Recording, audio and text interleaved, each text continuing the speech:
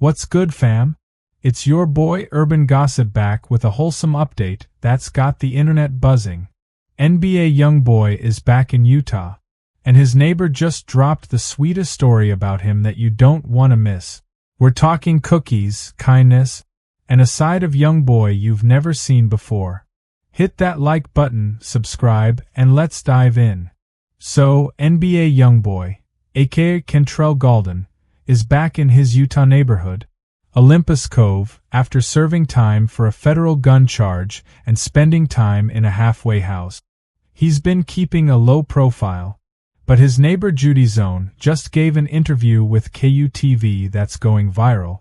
Judy said she was surprised to learn YoungBoy was back, telling the reporter, "I didn't know he was back. You know? I didn't know that Kentrell is back. And to welcome him home, she's planning something super sweet," she said. "I think I'm going to bake him some cookies and bring them over there because we had such a nice chat." Now let's talk about that chat.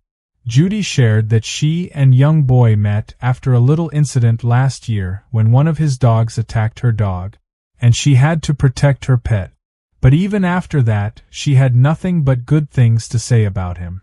She called YoungBoy a very sweet kid, saying he's super polite and even called her ma'am.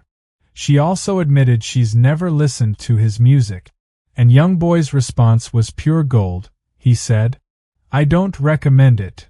I love that. It shows how humble and self-aware he is. You know?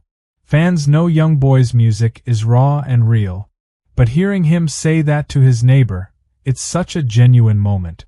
But it's not all cookies and smiles. Judy also opened up about some concerns in the neighborhood.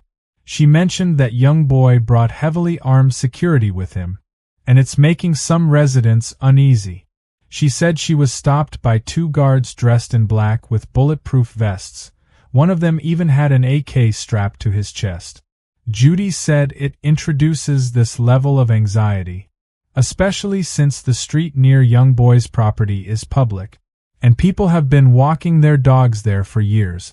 The police told the guards that residents are allowed on the street as long as they don't cross YoungBoy's property line. But you can tell it's a tense situation.